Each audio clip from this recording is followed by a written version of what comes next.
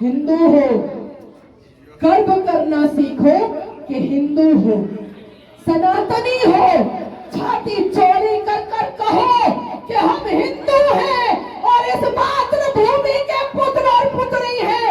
ये कहे डालकर इस और शरिया कानून को बदलाने वाले और समझाने वाले और बीज बोने वाले कांग्रेसियों को बताना पड़ेगा कि ये भगवान राम की धरती है बच्चे, ये बाबर की धरती नहीं है। और बाबर के मानने वाले चले जाओ अफगानिस्तान और टिकट टू पाकिस्तान, ये धरती तुम्हारे काबिल नहीं है।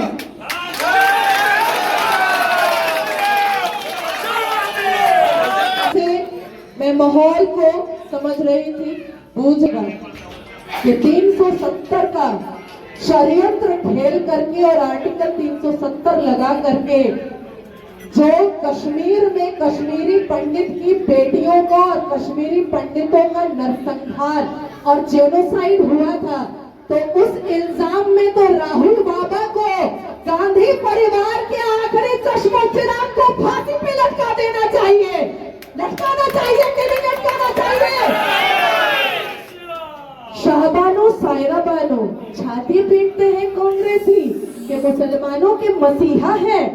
जाली टोपी पहन करके चला जाता है अजमेर शरीफ चादर चढ़ाने के लिए राहुल बाबा, बेशरम।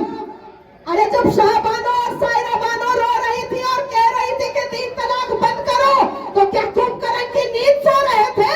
तब राजीव गांधी को याद नहीं आया कि मुसलमान बेटियां अपने लिए इंसाफ मांग रही है?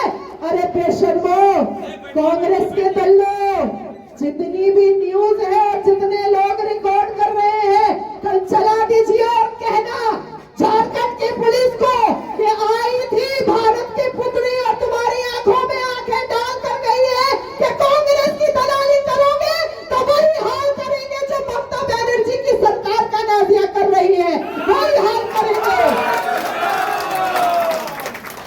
एक ऐसी पार्टी कांग्रेस, परिवारवाद, सही कहा, बहुत लोगों ने कहा परिवारवाद, लेकिन कितनी बड़ी चोर पार्टी है, कितनी बड़ी डकैत पार्टी है। सारे धर्मों को एक दूसरे से लड़ा करके इस देश में अपनी कुर्सी जमाए रखने के लिए कभी हिंदू मुसलमान को एक नहीं होने दिया। अरे इंदिरा गांधी जी के पोते साहब, ये तो बताओ कि जिस परिवार ने भारत को तोड़ा, जिस परिवार ने अखंड भारत के टुकड़े किए, वही परिवार का आखिरी चश्मोचिराग लेकर निकला था भारत जोड़ो यात्रा, निकला था कन्हैया को, जिसने भारत को हिंदुस्तान तेरे टुकड़े होने पर इंशाअल्लाह का नारा लगाया था। बेशरम राहुल गांधी, बेशरम। कन्हैया जी मैंने सुना थप्पड़ मिला है, मुंह लाल कर दिया गया है।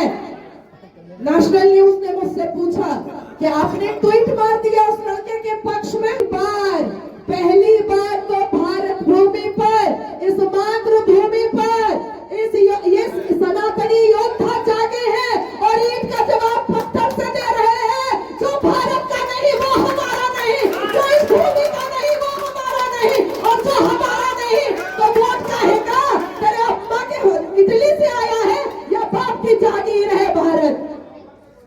2014 में लोकसभा इलेक्शन से पहले इटली की फिरंगी अंग्रेजन, जिसको आज तक हिंदी बोलना नहीं आता, आज तक नहीं, और राहुल बाबा ने 123 बड़ी प्रॉपर्टी वक्फ बोर्ड को दे दी।